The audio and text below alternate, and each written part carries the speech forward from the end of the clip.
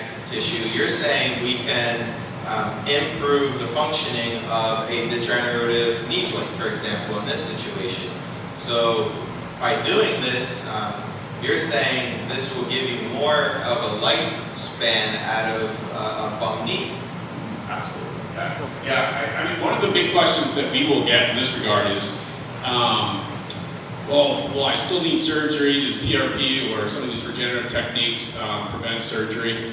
And the goal is yes. I don't know if we're all the way there, but I'd say in the next 5 to 10 years we will be a good deal further in the sense that we will have mechanisms and means to really kind of hopefully prevent people from undergoing surgery.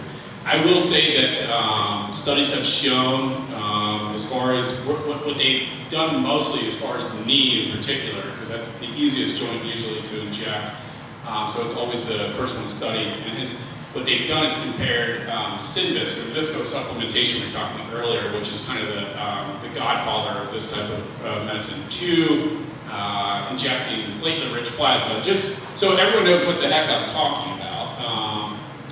Yes, what is platelet-rich plasma? We've said it so many times. Yeah, so platelet-rich plasma, essentially, what it is it's an interesting process. If anyone's in the medical field or has been in the medical field, it's really cool. You basically, all you're doing is drawing blood from an individual, and you spin it down using a centrifuge, and through differential separation, you just take out, so that splits the blood into 3 different components primarily.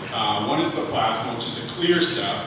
One is like a white cell layer, and then the bottom layer is the red blood cells. In this case, we don't need the red blood cells, so we get rid of them.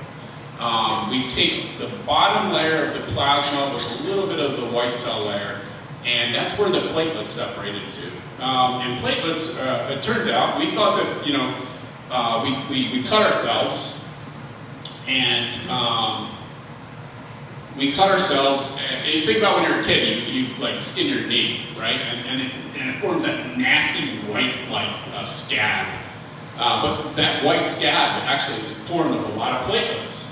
And the platelets are what go and form the clots in those areas. So platelets are a lot of times what's bad in the heart, right? Everyone's like, oh, there's platelets in that plug. But in this case, we want the platelets. Because we thought that for a while, we're just like, well, the platelets just go in there and they plug the hole basically, and that's all they do. But it turns out they do far more than that. They're this incredible, like, they start this whole incredible messaging system and cascade in the blood vessels. So what happens is you have a cut or something like, imagine like you have a cut.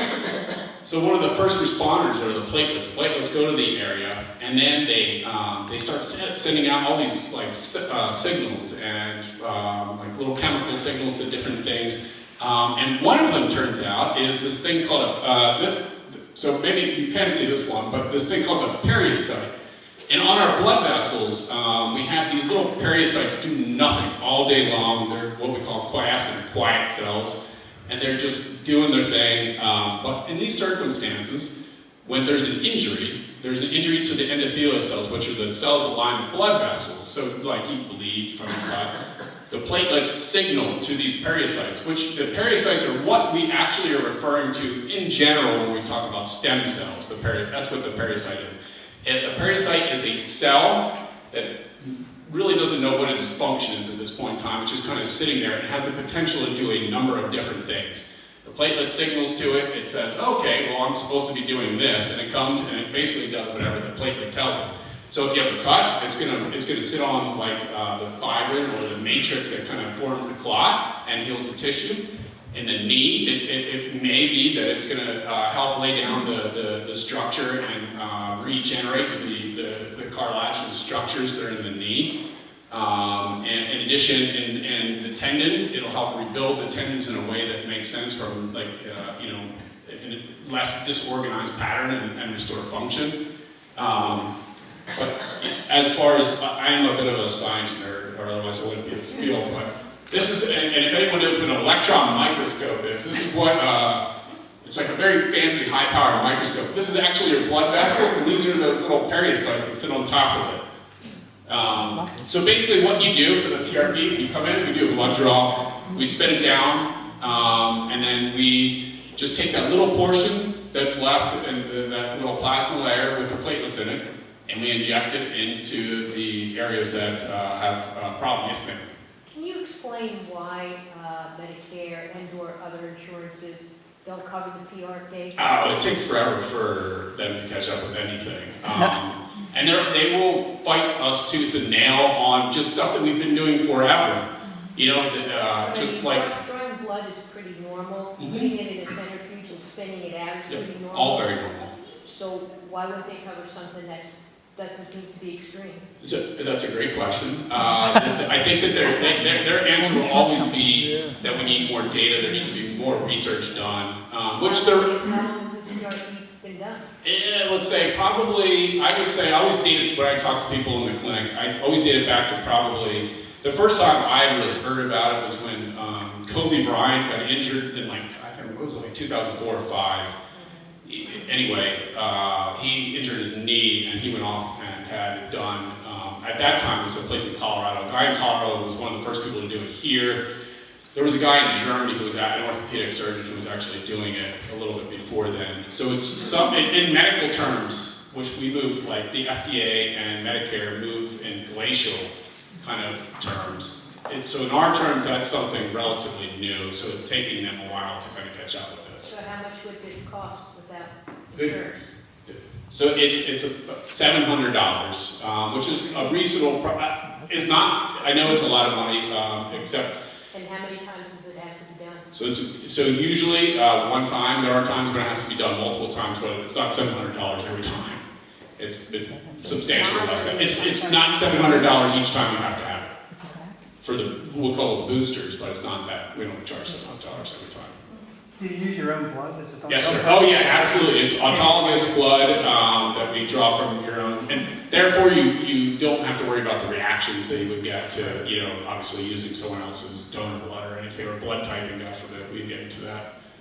Yes, sir. How is it different from what the Red Cross does when they take platelets for blood donations? Well, it's a big difference. So when you do the platelet donation and you get we call it a 6-pack of platelets if you're actually transfusing someone platelets, those are actually made up of platelets from 6 different individuals. That is something from someone else that you're getting. But we wouldn't use those because they've been through a number of different processing and they're from another individual. So the beauty of this is it's from yourself. Therefore the risk of having any side effects is minimal. Also, they're minimally processed. With those platelets that they put in you, they go through processing with preservatives and things like that. But this situation we're talking about, within like 10 minutes after getting them out of the centrifuge, they're getting re-injected into you into the affected area. Whoever wants to go can go. If you're on Coumadin, will it work? Yeah, absolutely. As long as your platelet count is above a certain level. So if you came to me and you had a platelet count of 50,000, which is really low, probably not going to work very well. Just because I need a certain amount of platelets to do the job. Coumadin won't affect it. Coumadin will not affect it.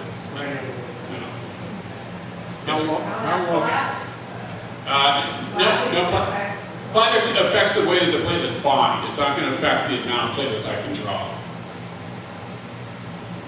That's a good question. Actually, they looked at that and they were wondering about that. It's okay. Sorry. Whoever wants to go next and go. Yes, ma'am. So they're concerned about the collection of data to see if they will go ahead and support it financially and investing their money into it. But is there anything else that they see that's immediately that they disagree with and medically? Do they? No, and in fact, the FDA hasn't even really, there's a loophole that you can get around dealing with the FDA with this because it's so minimally processed because you're literally just taking it out, spitting it down, and putting it back in. We don't really do much to process because once you take it out and start processing things and doing different, say, for instance, adding growth hormone to something, then it becomes in the realm of the FDA and it becomes a drug then because you're altering it. And if we were to, there are some people who are starting to do things like that, but we're not to that point yet. But at this point, so no, so we're not altering. I don't know why it's not quite to that point yet. Hopefully. I always tell people within 5 to 10 years, hopefully 5 years. If you're going to inject both knees or something, how much whole blood are you going to take out to utilize about which blood? I usually, I'm a little greedy to be honest with you because I want to make sure we get enough of sample so that we're able to use it accurately. If you do a soft spin rather than a hard spin, Mhm. it would bring more points to the class. Yeah, so Otherwise, it gets impacted. yeah, exactly. So yeah, absolutely. You're right about that. Because I've looked at all the different protocols and kind of trying to fine tune over time. And then you, not to get into the technical aspect, but then you get into cell counts and you have to look at the platelets and see which ones are absolutely correct. But usually we'll draw like five to 5 cc tubes off. Usually that's enough. Five milliliter tubes. So small tubes about that size. Yes, ma'am. How long does one procedure give you pain relief? Well, that's a very good question. So it's different for everyone. Is the first answer. But two, I will have some patients. One is good. Other times I've probably done for one person it's been 3. And a lot of the studies that's kind of where the range is. It's between 1 and 3 events that you would go through for this. She asked how much pain relief from one, right? How long is the class? How long, you asked how long? From one procedure. From one procedure, it varies. Some people, that's good. It's it. Other people, they require maybe 1 or more boosters.